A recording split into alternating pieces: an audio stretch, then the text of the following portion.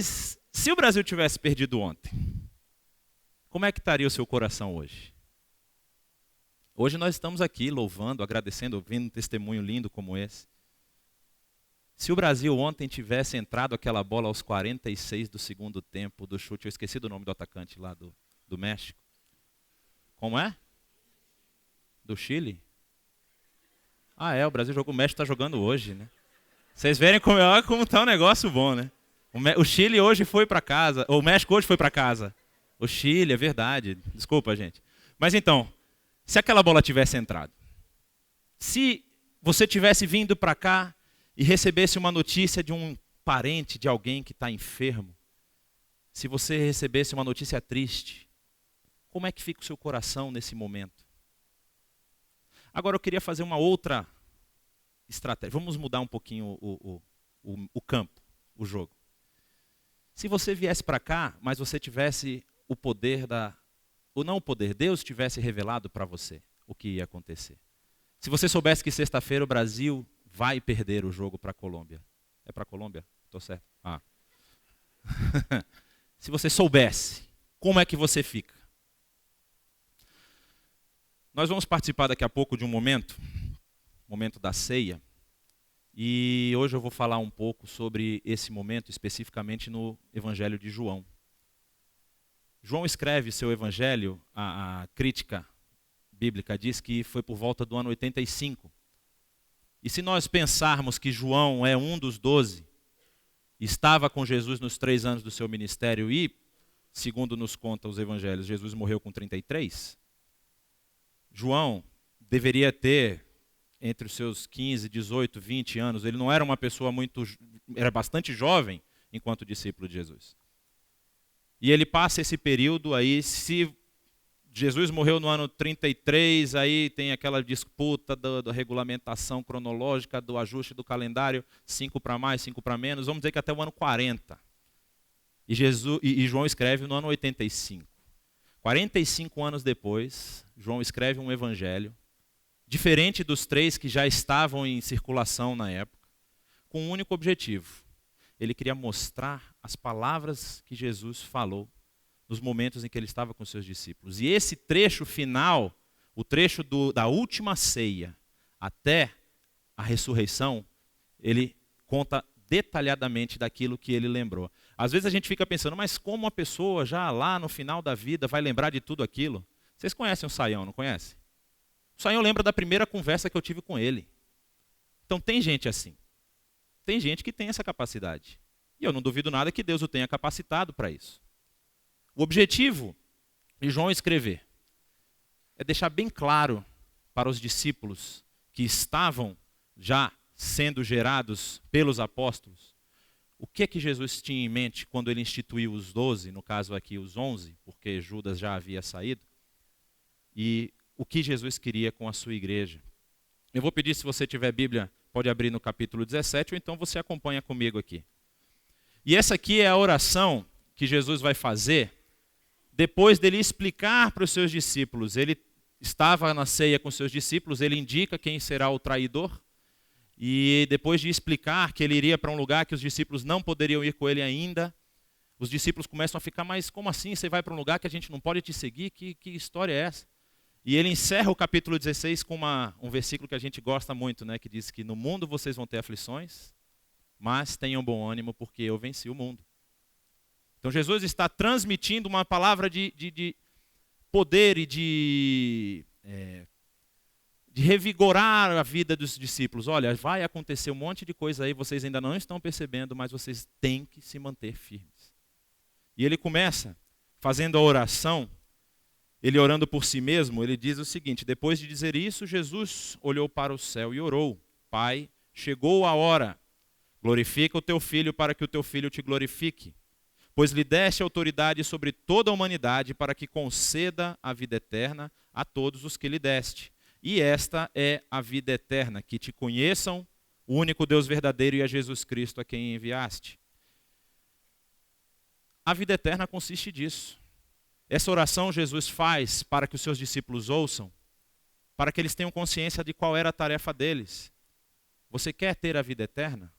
Você tem isso, você tem que conhecer o único Deus verdadeiro, e Jesus Cristo, o Filho a quem ele enviou. Isso consiste a vida eterna. Simples, não? Essas duas coisas. Ele continua dizendo, eu te glorifiquei na terra completando a obra, aqui se referindo à obra tanto da exposição dessa vida eterna, quanto à obra que viria a seguir, a obra do sacrifício pessoal, a obra do seu martírio, a obra da substituição, da justificação que ele faz em cada um de nós e da santificação que ele faz posteriormente, que é a obra que me deste para fazer, e agora, Pai, glorifica-me junto a ti com a glória que eu tinha contigo antes que o mundo existisse. E é muito interessante a gente parar um pouquinho aqui e pensar o que é que está em jogo aqui. Porque Jesus, ele menciona isso na oração, Jesus, ele é Deus, continuava sendo Deus enquanto homem, mas ele abriu mão de todas as regalias, de todas os benefícios de ser Deus, a sua majestade, o seu poder. Ele abre mão de tudo isso, se transforma em homem, sofre nas mãos dos homens. Há um relato que não vamos ver aqui, mas quando Pedro decepa a orelha do soldado, o que é que Jesus fala para Pedro? Pedro, você acha que se eu não convocasse aqui, não vinha uma legião de anjos para me defender? Isso precisa acontecer. Eu estou me entregando. Eles não estão me pegando. Eu estou me entregando. E Jesus abre mão de tudo isso para quê? Para completar a obra de Deus. A completar a obra significa expor a vida eterna para as pessoas.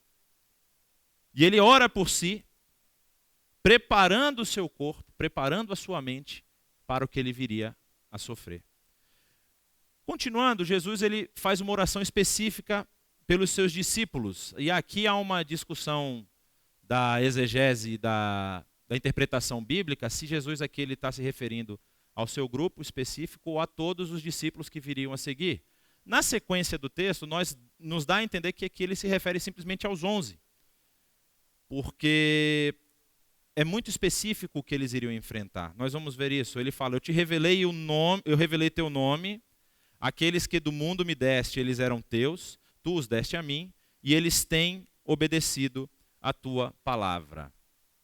O que significa Jesus revelar o nome aos seus discípulos? Como vocês já ouviram, nessa época não tinha RG e CPF. A pessoa não andava com uma carteira com seus documentos. Olha, esse aqui sou eu, estou me apresentando, aqui está o documento que diz quem eu sou. O nome da pessoa era o seu documento. A pessoa ter o nome manchado significava toda a sua reputação manchada. E as pessoas eram conhecidas pelo nome do pai. A Bíblia fala de um Simão Bar-Jonas. O Bar significa filho de, em aramaico. Então ele era conhecido não por ser Simão, mas por ser filho de Jonas. Essa era a identidade dele. Então Jesus, quando ele está revelando o nome de Deus aos seus discípulos, ele está revelando o caráter de Deus aos seus discípulos. Ele está dizendo quem Deus é, como Deus quer que nós hajamos. E ele continua dizendo, agora eles sabem que tudo o que me deste vem de ti, pois eu lhes transmiti as palavras que me deste. E eles as aceitaram, eles reconheceram que de fato vim de ti, e creram que me enviaste.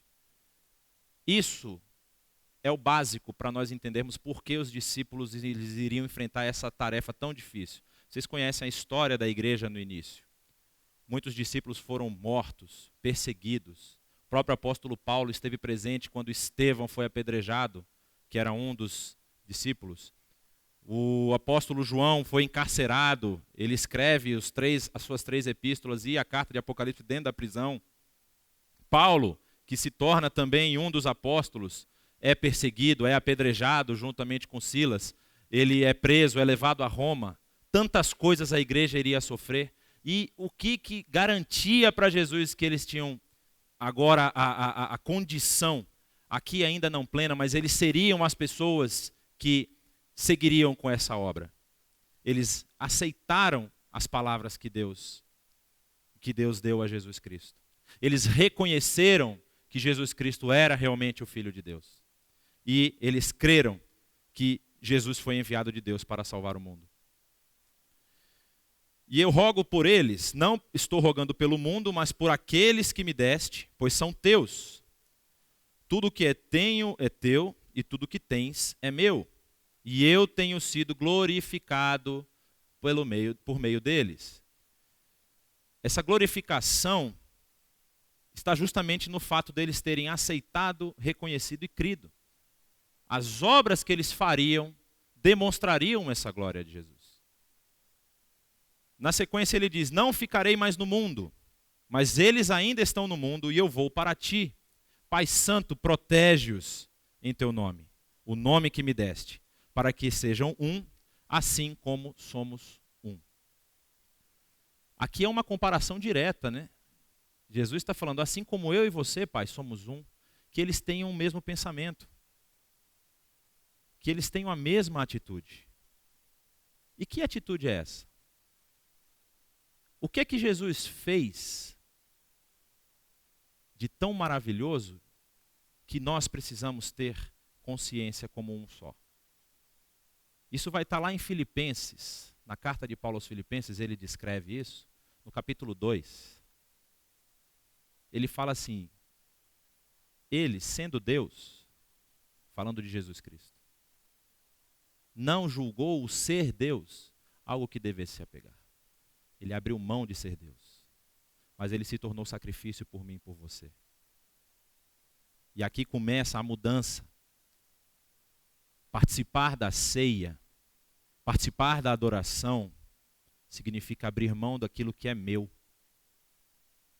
Porque senão eu estou apenas cantando, Eu estou comendo um pão, bebendo um vinho, uma taça de suco de uva que representa o vinho. Se eu não consigo ter a consciência de que eu preciso abrir mão daquilo que é meu, daquilo que eu sou, daquilo que eu tenho mais apego para mim, em prol do outro, de nada adianta o ritualismo, o cerimonialismo. Ele continua dizendo, enquanto eu estava com eles, eu os protegi e os guardei no nome que me deste. Mais uma vez falando, eu os protegi e os guardei nas características, naquilo que fazem, que representam o que você é.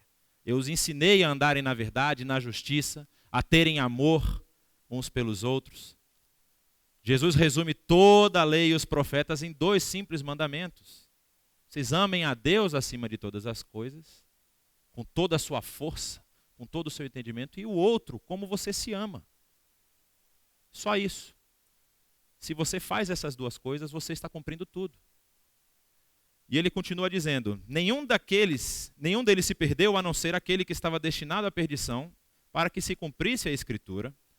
Agora eu vou para ti, mas digo essas coisas enquanto ainda estou no mundo, para que eles tenham a plenitude da minha alegria. Se nós pararmos para pensar, qual é a alegria que Jesus ia enfrentar nas próximas horas? O que é que Jesus, sendo Deus, tendo consciência do que viria pela frente, que alegria ele iria enfrentar? Que alegria plena é essa que ele queria passar para os seus discípulos? A alegria de ter essa consciência que ele e o Pai tinham sendo um. A alegria de entender que a nossa vida aqui é uma passagem. A alegria de ter o desprendimento das coisas do mundo. Executa essas 2 coisas. Ame a Deus sobre todas as coisas e ame o outro como a si mesmo. Você está cumprindo toda a lei e os profetas. Se desprenda daquelas coisas que você julga serem importantes para você. Porque ele já tinha feito isso. Ele continua dizendo, dê-lhes a tua palavra, e o mundo os odiou, pois não são do mundo, como eu também não sou. Não rogo que os tires do mundo, mas que os protejas do maligno. Eles não são do mundo, como eu também não sou. Santifica-os na verdade, a tua palavra é a verdade. Isso aqui pode ser interpretado como, então é por isso que eles são os santos.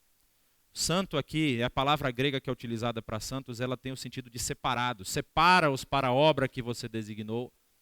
Separa-os para fazer a tua obra. Trabalha na vida deles para que a vida deles seja influência na vida dos outros. E assim como esses aqui estão sendo santificados e preparados, nós também precisamos estar nos separando, nos apartando, nos dividindo, colocando divisão entre aquilo que o mundo exige e aquilo que Cristo exige. Para nós que somos cristãos, que temos Cristo como nosso Senhor, para nós que vamos participar da ceia do Senhor, a ceia que relembra o seu sacrifício, não pode haver nenhum sacrifício que nós julguemos muito pesado. Isso não dá para fazer, isso... você não passaria comigo ali no hospital para visitar uma pessoa? Não, eu não entro em hospital. Eu tenho algum... Tudo bem, você pode ter algum problema de saúde que você não pode entrar no hospital e isso não é nenhuma falha, nenhum pecado. Mas, por exemplo, a gente convoca uma equipe para trabalhar. Eu estou até hoje impressionado com a equipe que foi para Cocal, porque foi uma equipe que fechou um ônibus inteiro, a grande maioria pagando a sua própria passagem, demonstrando um amor muito grande por aquelas pessoas. E o trabalho, a obra, com certeza lá foi realizada. É esse tipo de atitude. É esse tipo de coisa, de você entender que o outro também tem valor, não só o seu. Jesus aqui é a prova máxima disso. Jesus ele está orando nos momentos, ele está fazendo ali a ceia, instituindo o memorial para os seus discípulos. Ele está se preparando para toda a dificuldade que ele iria enfrentar. E ele já tinha feito tudo isso, ele já tinha abrido mão de tudo que ele era. Não de deixar de ser Deus, porque ele nunca deixou de ser Deus, mas de todo o seu poder. Ele não usou o seu poder em sua defesa, ele se entregou. E ele só pede isso. Assim como ele se entregou, Paulo vai falar, tenham a mesma atitude. Não busquem as coisas de vocês, busquem as coisas do reino. Não busquem aquilo que vai te trazer felicidade, sem pensar se a sua felicidade não vai ferir o outro. Muitas vezes a gente vê disputas dentro do corpo, disputas de opiniões e às vezes até de atitudes que ficaram malditas, mal colocadas, coisas que acontecem dentro da igreja, todo mundo aqui conhece a igreja, e as pessoas ficam, não, mas eu tenho o meu direito, eu tenho minha razão, eu preciso vencer, porque senão eu estou sendo tratado como trouxa. E aí o que Jesus diz? O que Jesus faz, na verdade? Ele, como Deus, deixa todas as potencialidades de Deus e se entrega para morrer no meu e no seu lugar. Assim como me enviaste ao mundo, eu os enviei ao mundo. Em favor deles eu me santifico. Ele falando aqui, não que Jesus precisasse de mais santidade, mas ele está querendo dizer, em favor deles eu me entrego, eu me separo para essa obra que precisa ser realizada, para que eles também sejam santificados pela verdade. E aí Jesus faz a oração por todos os crentes, como até já foi lido hoje aqui. Ele diz, minha oração não é apenas por eles, rogo por aqueles que crerão em mim por meio da mensagem deles. Aqui Jesus acabou de orar por mim e por você. Porque se nós estamos aqui hoje, declarando que temos um Senhor, Jesus Cristo, nós estamos aqui porque muitos creram e transmitiram a mensagem. E essa mensagem foi passada por esses 11 que também entenderam o que é ser um. O que é ter o mesmo pensamento de Cristo. Entregaram a sua vida para que outras pessoas pudessem ter a vida transformada. E ele continua dizendo, para que todos sejam um, Pai, como tu estás em mim e eu em ti. Então você vê que é uma sequência. A ideia é de que, assim como Jesus era um com Deus, ele queria que os 11 fossem um com ele. E esses 11 fariam outros discípulos, que também seriam um com ele. E teríamos todos nós a mesma mentalidade, o mesmo pensamento. Que eles também estejam em nós para que o mundo creia que tu me enviaste. Está aqui a tarefa da igreja. O ser um não é simplesmente para que nós não tenhamos atrito. Não é simplesmente para que nós não venhamos a brigar, a discordar uns dos outros. É importante você ter a sua opinião, desde que a sua opinião não ofenda o outro. Até a forma de colocar a sua opinião pode ser ofensiva. Quando Deus fala em unidade, ele não fala em uniformidade. Senão todos nós seríamos os mesmos. Mas cada um tem a sua característica, cada um tem o seu jeito. Mas isso não nos impede de nos policiarmos, de revermos aquilo que nós fazemos em prol do outro. Isso evitaria tanta discussão na igreja, tanta coisa. A adoração, ela fluiria não apenas aqui no momento do culto, ela fluiria também na sua vida. Porque eu conheço, e aqui não cabe nem mencionar nomes, mas gente que sai da igreja e sai mais amargurado.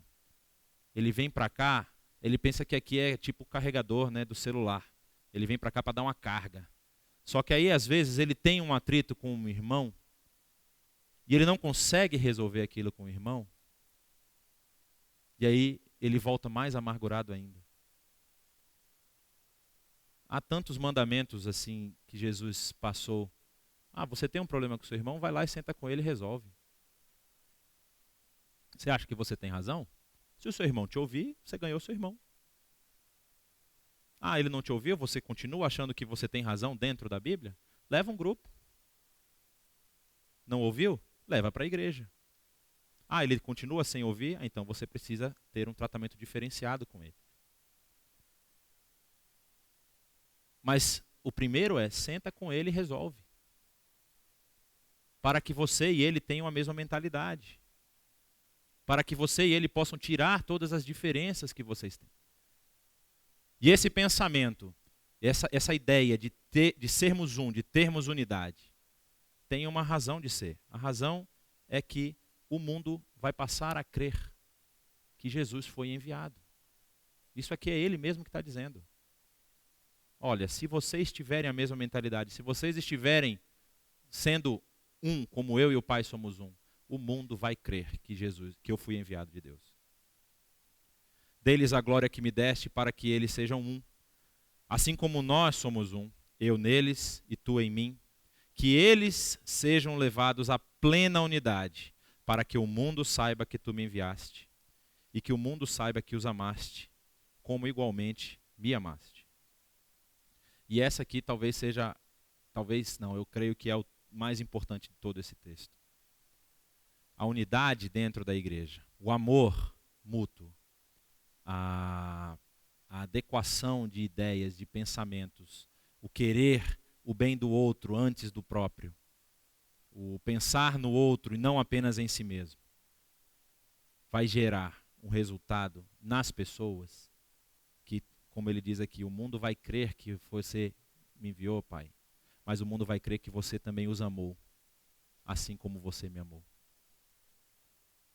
E nós precisamos espalhar essa mensagem. Nós precisamos viver de tal forma que as pessoas vejam o amor de Deus em nós. E não só isso, que elas tenham sede desse amor. Que elas busquem esse amor. E para isso, nós precisamos viver em paz. Termos o mesmo pensamento. Ele continua dizendo, Pai, quero que os que me deste estejam comigo onde eu estou e vejam a minha glória, a glória que me deste, porque me amaste antes da criação do mundo.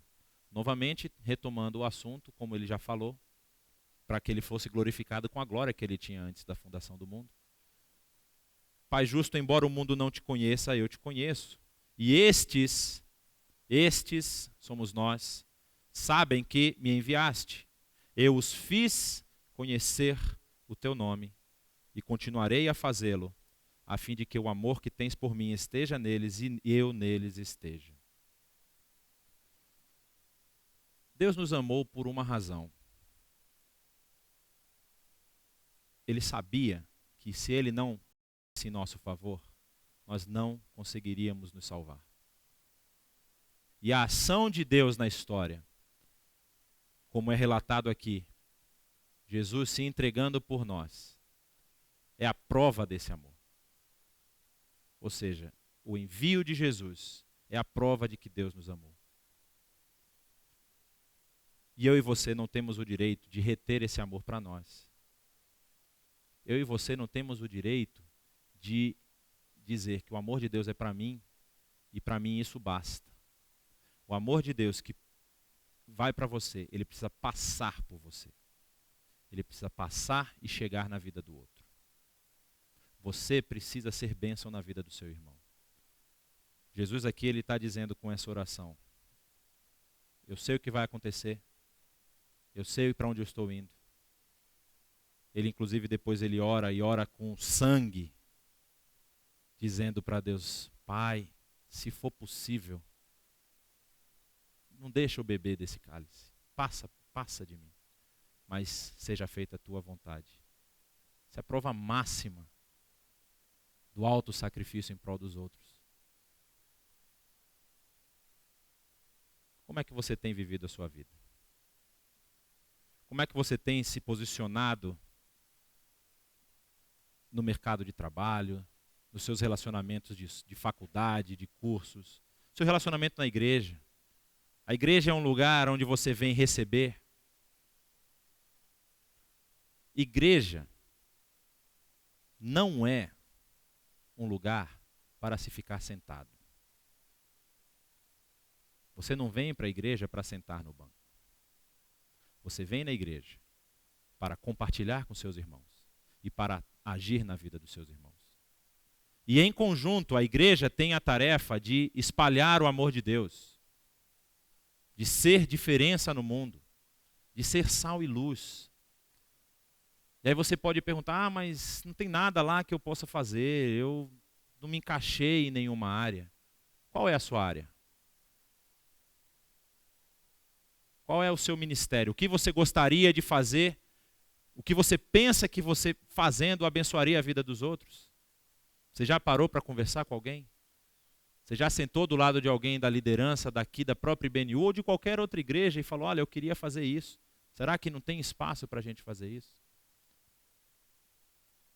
Ter o mesmo pensamento que Jesus Cristo, ser uns com os outros e ser um com Deus e com Jesus Cristo, é entender que você não vive para si mesmo. Você vive para abençoar os outros. E eu lanço aqui o desafio. Desafio de que você busque algo para fazer em prol dos outros. Não sei. Existe muita coisa a ser feita. Eu não ia puxar a sardinha para o meu lado, mas a gente tem muita gente na parte técnica que precisa de ajuda. Tem o pessoal das crianças aqui na IBNU. Tem ministérios fora. Ah lá, o pessoal do multimídia ali pedindo ajuda. Tem muita coisa para fazer, gente. Isso eu estou falando de um trabalho que você vai dedicar uma vez por semana. Ah, mas tem que chegar mais cedo. Tem que chegar mais cedo. Ah, mas eu almoço com a família, não sei o que e tal. Tudo bem, a gente faz escala. Tem solução para tudo. Mas se coloque à disposição. Faça aquilo que Jesus está fazendo. Essa oração que ele fez foi por você também. Ele orou por aqueles que creram para que a palavra de Deus esteja neles. E a palavra de Deus é essa. Você não vive para si mesmo. Jesus se entregou por você para você fazer diferença na vida dos outros. Faça a diferença. Tenha essa vontade. E se você não tem essa vontade, que pode acontecer também, senta para conversar com alguém. Ah, eu não tenho vontade nenhuma de me dedicar, de fazer nada pelos outros. Eu tenho vontade de sentar na igreja e ficar assistindo o culto. Vamos conversar. Vamos conversar. Mas é preciso que você tenha convívio com as pessoas. Que você entre em contato com as pessoas, para que as pessoas conheçam a sua situação. E mais uma vez eu digo, se você quer fazer alguma coisa, se você tem vontade, mas você não achou ainda, senta para conversar, vamos tomar um café. Aqui depois do culto tem um café. Vamos conversar, bater um papo. Vai que você é a pessoa que a gente está esperando para alguma coisa, para uma atividade específica, e você tem um talento lindo que está aí, sentado, esperando para ser utilizado. A igreja precisa. Deus vai levantar. Se você não quiser entrar, eu não posso responder por você. E eu tenho, cuidado, viu? Que Deus, quando Deus levanta, é para resolver o problema. Baixe sua cabeça. Vamos orar agora. Pai querido, nós te agradecemos pela maravilhosa graça que recebemos. Nós te agradecemos por esse presente miraculoso, esse amor incondicional que o Senhor derramou sobre as nossas vidas. Nós te agradecemos, Pai, porque nós sabemos e nós temos consciência que se não fosse a tua intervenção, nós estávamos perdidos, nós estávamos mortos. Mas, Senhor, pela tua graça, o Senhor nos resgatou, o Senhor nos levantou, o Senhor nos tirou das trevas. E nós queremos, ó Pai, dedicar em louvor a Ti as nossas vidas. Usa as nossas vidas, Senhor. Nos dá força, assim como o Teu Filho orou pelos 11 discípulos, e assim como Ele orou por nós, nós te pedimos, nos mantém na Tua verdade, nos mantém na Tua palavra, continua apresentando o Teu nome para cada um de nós, para que nós creiamos, para que nós possamos agir, para que nós possamos ser luz, ser sal nesse mundo em trevas. Ó Pai, que as nossas vidas tenham relevância, que as nossas vidas sejam um impacto para a sociedade que nos cerca, não somente aqui, mas aonde a Tua palavra nos enviar. Fica conosco, Senhor, nós te pedimos, porque nós sabemos que se formos andar por nós mesmos, nós vamos cair. Anda conosco, nos acompanha e nos ensina a sermos cada vez mais dedicados servos Teus, para a honra e glória do Teu nome. E é no Teu nome que eu oro. Amém.